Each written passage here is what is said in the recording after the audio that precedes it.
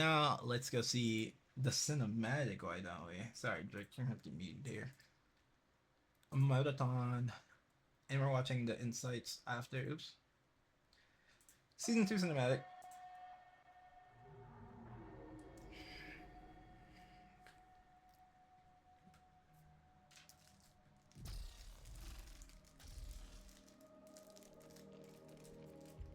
It's that boy sending them.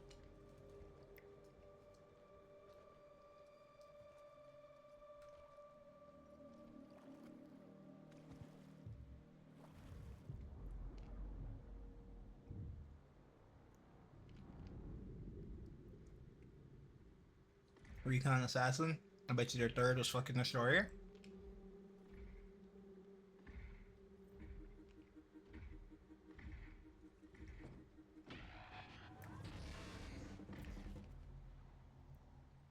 You think the thief would be sneakier than that? We gotta lock in.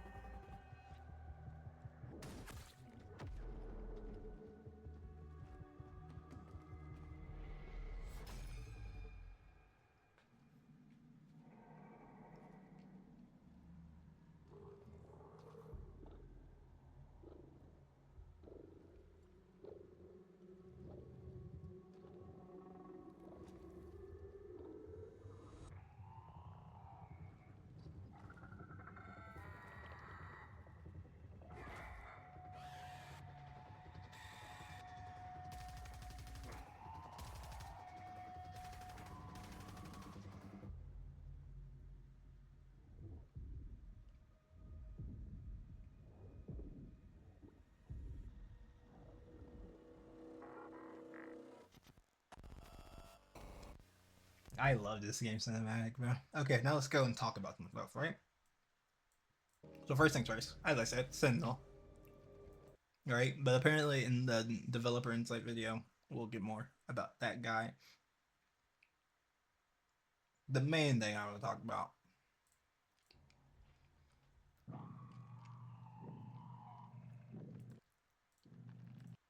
I just I'm blaming this on Nona.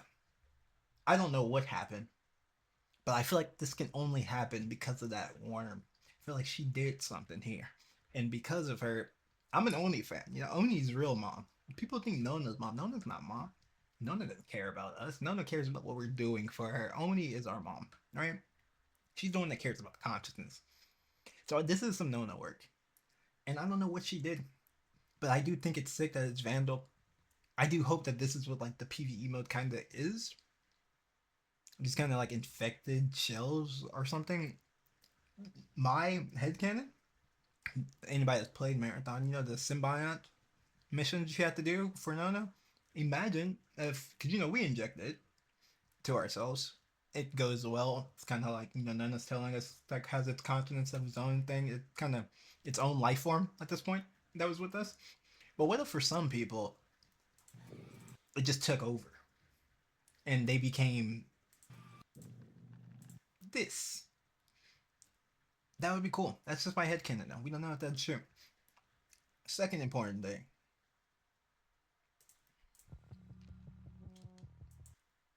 Vandal. That's it. I just wanted you to look at Vandal. It's cool. Is it a new skin? Or is this... no, I think it's just a Arachne Rush. I can't tell. I think just the coloring on that. And then third important thing. This gun in Sentinel's hands. Actually, I'll wait till you start shooting it. Kind of... ah. There we go. Kind of a better look at it. New gun.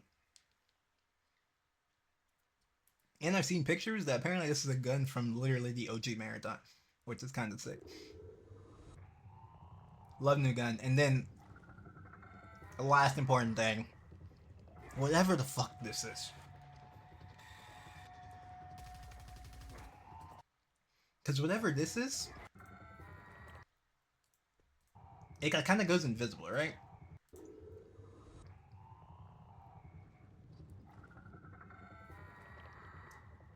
Did I miss the part where it goes invisible? I swear it went invisible. Oh, that tweaking?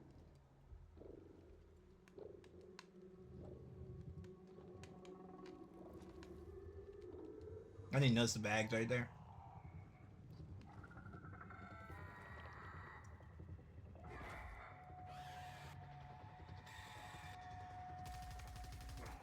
Okay, maybe I was tweaking. It doesn't go invisible. I thought it went invisible. But yeah. We have whatever the fuck this is. Oops. It just has so many arms. I'm trying to get a good pause. Okay, yeah. Fuck, I couldn't get it. But yeah, it has like 4 arms. It looks strange. It looks like the Vandal, but it's not the Vandal. So I don't know what that is. I don't know if we're dealing with 2 different things here or what. But this shit's kind of scary. Now let's go into the developer insights. I have yet to watch this one. This one I am watching with you guys. When a player starts a new season, I want them to feel... Oh, hold on. I should probably turn this up. There we go. like... Shut up.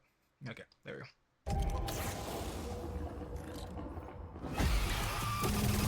When a player starts a new season, I want them to feel like we've been able to kind of recapture the magic of like week 1 of Marathon launch.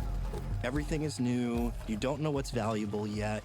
That feeling of discovery is going to be exciting and kind of push you to new stories and new journeys along your seasonal progression.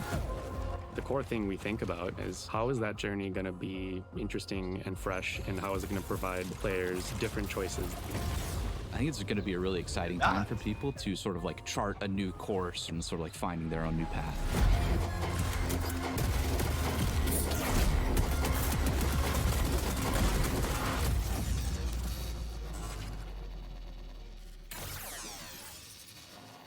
Night March.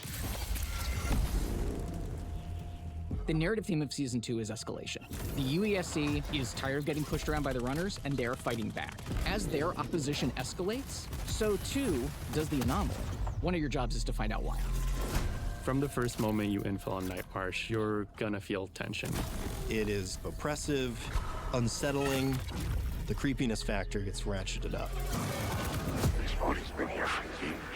As night falls, the anomaly intensifies and digital psychosis hallucinations start to affect you.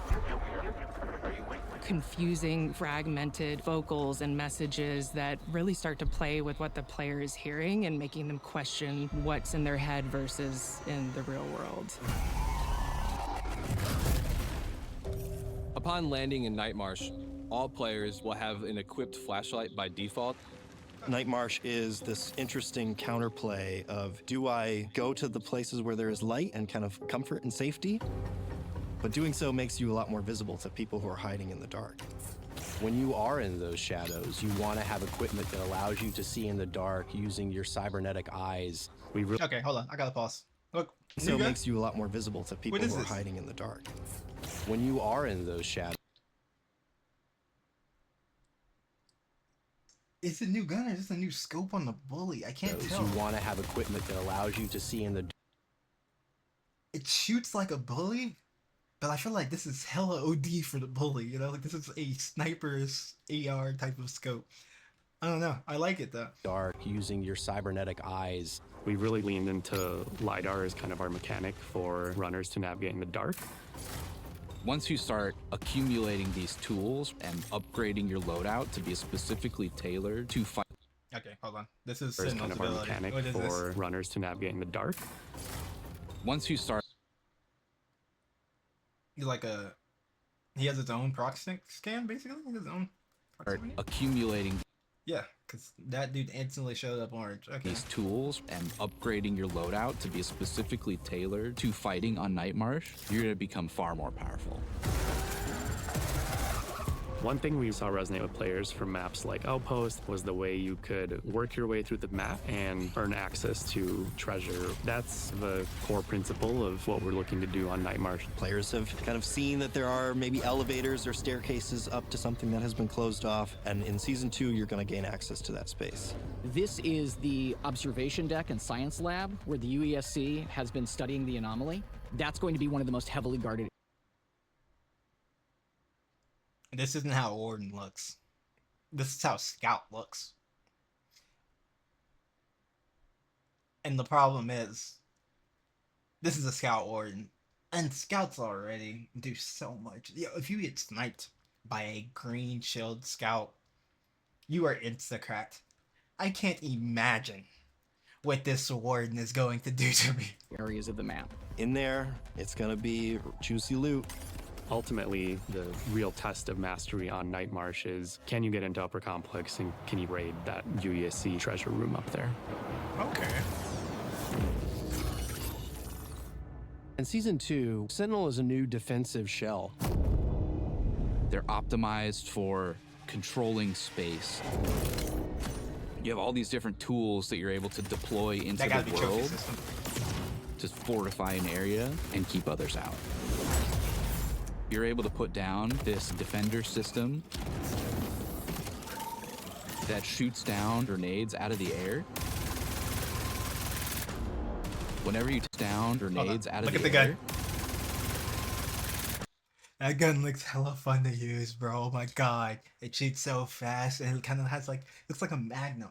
But then it go burr, you know? It don't go pew pew, it go burr. I like it. that shoots down grenades out of the air. Whenever you take explosive damage, that's going to be a big buff to a bunch of your resistances. And additionally, when you're surrounded by enemies, your small arms are going to have increased reload speed and ready speed. Players are getting really good at gap closing and getting right in your face. But now with Sentinel, you throw down a snare mine, and whenever anybody gets close to it, they're stopped in their tracks. You have an ability to be able to track. They literally will slide up from their sleeve and get a heads-up display. Snare set. Whenever anything Hold up. I'm not even done with the signal section. And he looks way too fucking insane. I have a trophy system. A trophy. You throw a nade at me, I can say no, right? Right? I run away. I throw a snare mine at the wall behind me. You come chase me. You now can't move. You're immobilized. Limbs immobilized. Like, look at that shit that flew over you. You're done for it now. I get my one kill. I keep moving, right? I heal up again. I pop my scan. I now know where you're at all times. This is kind of the 1v3 character. I'm not gonna lie. Sentinel might have to be played. Vandal and Thief might have to say goodbye. Heads-up display. Snare set. Whenever anything is moving around, they're going to show up as a little blip. And that allows you to know where your threats are coming from, deploy all your tools, and give the information you need to effectively defend your area.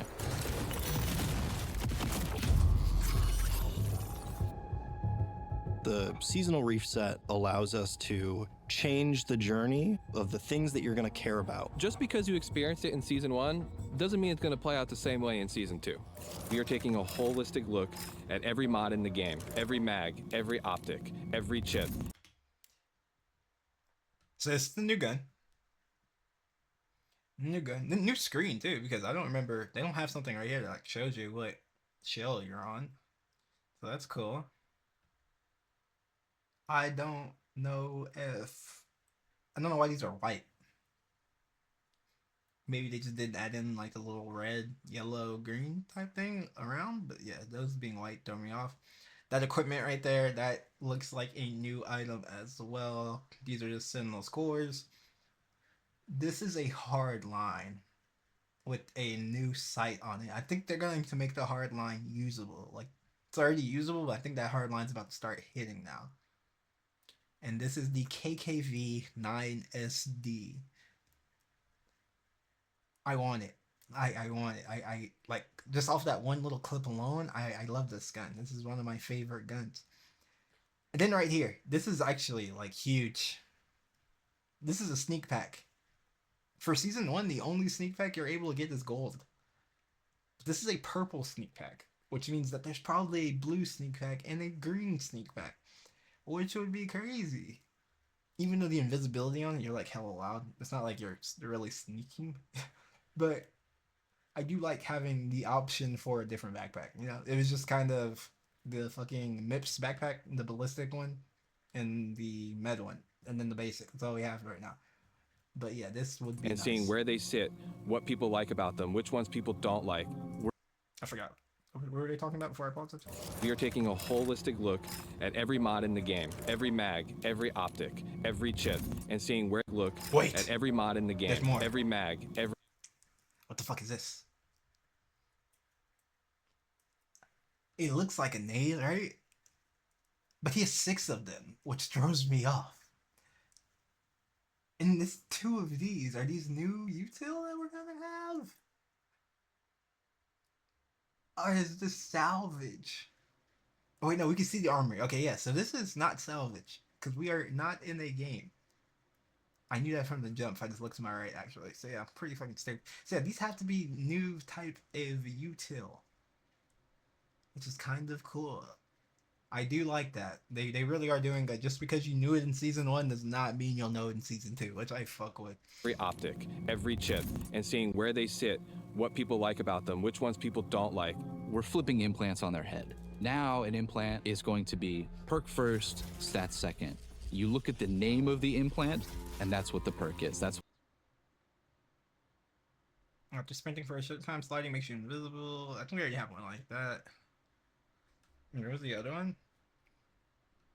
Striking hostiles with melee or knife attack. So yeah, okay. So the name of the implant will be the effect of the implant, is what he's saying. Okay. That is how implant should have been all along. Not gonna lie. first, stats second.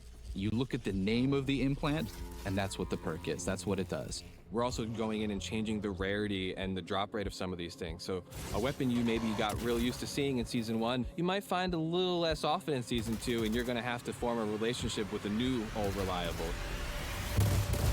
There are gonna be 2 new weapons being added to the sandbox. First one is the KKV. It's a small arms SMG with an integrated suppressor, and it is excellent at just mowing down anything immediately right in front of you. Shotgun rushers, watch out.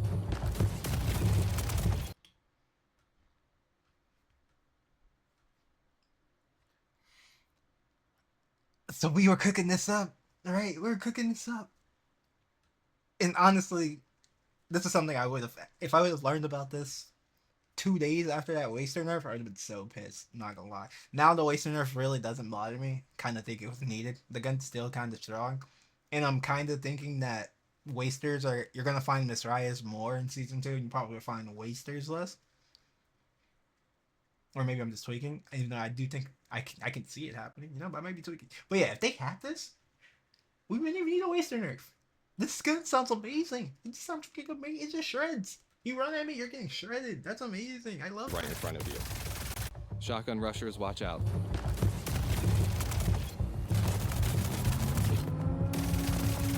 I love the optics. Every optic on it looks fire. The second gun is the D54 battle pistol. It comes with an integrated red dot optic.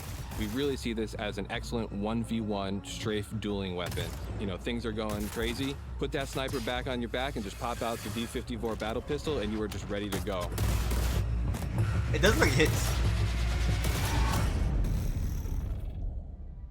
Cradle? In season 2, everyone gets this fresh start and they have a chance to go back through that journey from 0 to hero. It allows us as designers to look at what we did and say, Gotta pause it good.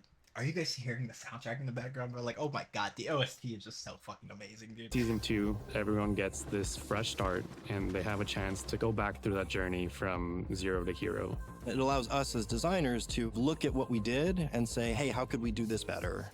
We've taken a look at a lot of our contracts, like in a single run, heavy traversal. I know everyone loves going from bio to field maintenance. How do we still keep the magic, but just remove some of those frustrations where it feels like you're throwing yourself against the wall?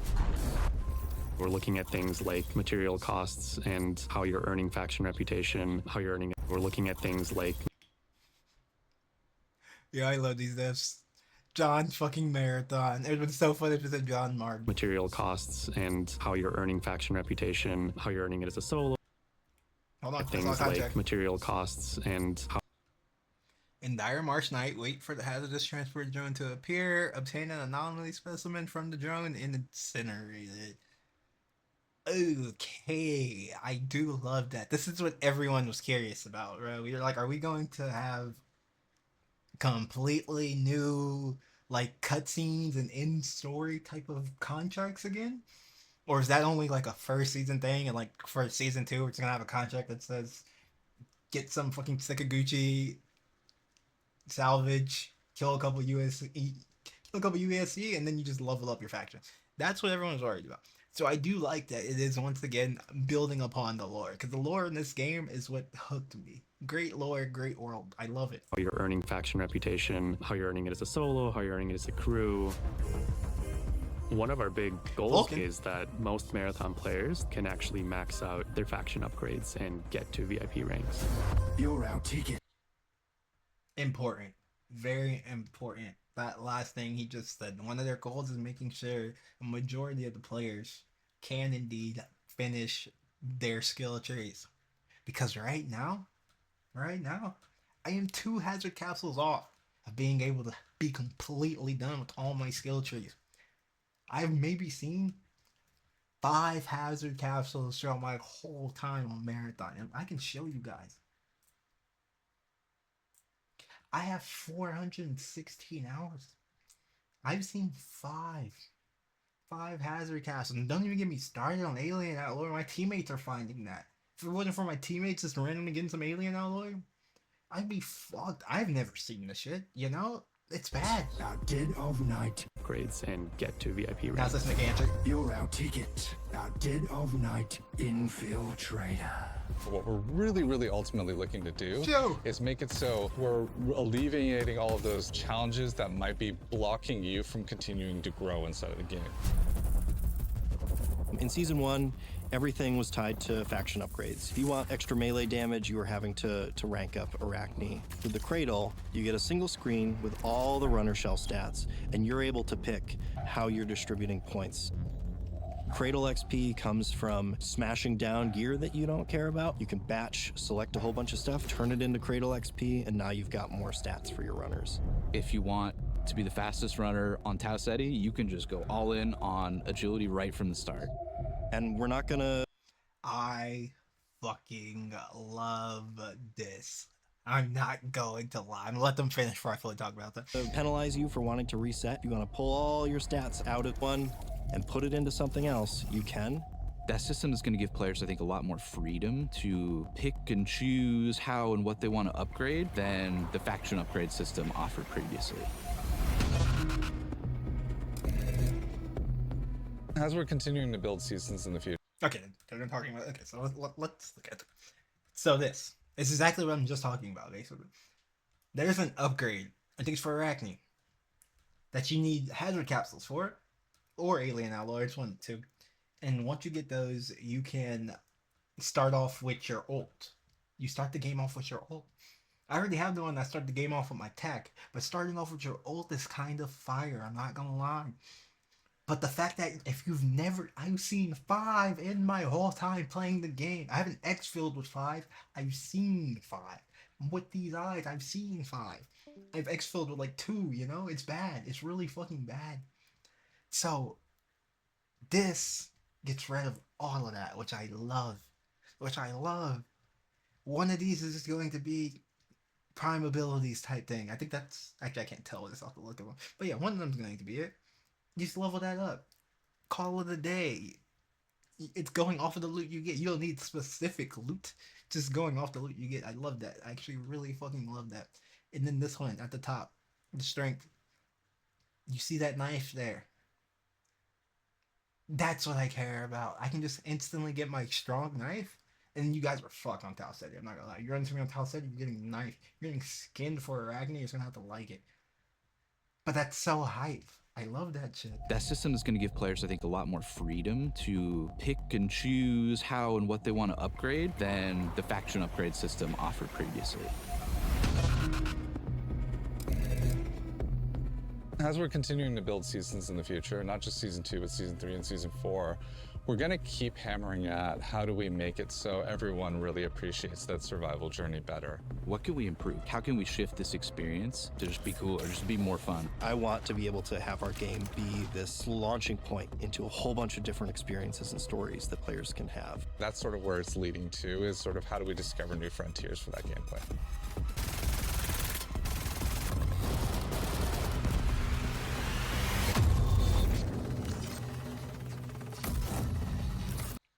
Great video. A lot of information in there, man. Great fucking video.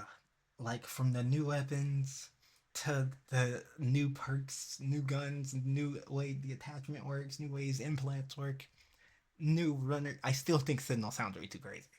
Let's look at it one more time. Right? Shell. They're optimized for controlling space. You have all these different tools that you're able to deploy into the world to fortify an area and keep others out. You're able to put down this defender system that shoots down grenades out of the air. Whenever you take explosive damage, that's going to be a big buff to a bunch of your resistances. And additionally, when you're surrounded by enemies, your small arms are going to have increased reload speed and ready speed. Players are getting really good at gap closing and getting right in your face. But now with Sentinel, you throw down a snare mine, and whenever anybody gets close to it, they're stopped in their tracks. You have an ability to be able to track. They literally will slide up from their sleeve and get a heads-up display. Snare set. Whenever anything is moving around, they're going to show up as a little blip. And that allows you to know where your threats are coming from, deploy all your tools, and give the information you need to effectively defend your area.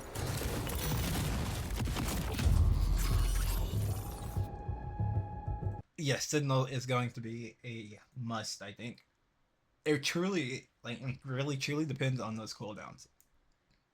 And, I'm really curious what his cores are going to be. But cooldowns and cores are going to play a very important part. Because if it's a long cooldown, if it's you throw that fucking snare mine down, you're not getting it again for another 40, 50. You're kind of fucked.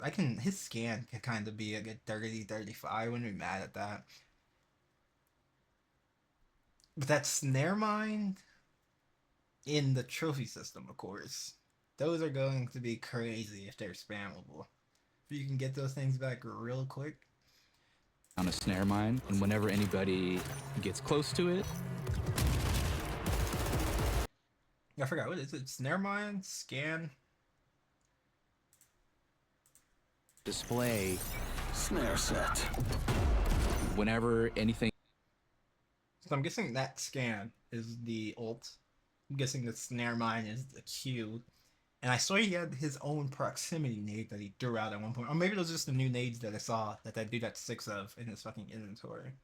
So maybe that's what that is was. moving Maybe around, not they're going to Sentinel. show up as a little blip. And that allows you to know where your threats are coming from, deploy all your tools, and give the information. Yeah, no, you see he threw something on the ground. But that also may be the thing that he had 2 of that I saw. See, I truly don't know anything. I'm kind of just in the dark here. But maybe, and just fucking maybe, he's not as crazy as I think. I can't tell if he's a 3 ability character or a 2 ability character.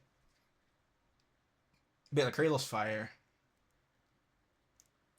Like, wow, I have nothing to say, honestly. Everything that I was like going to be like, this is what I want to be addressed, was addressed. Great fucking devs. Great fucking game. I'm so excited now for, like, I'm so hyped for season 2 already. Now it's just even more hype. They've made it a horror game. They've literally changed shit up. It's just great. Shout out to Bungie.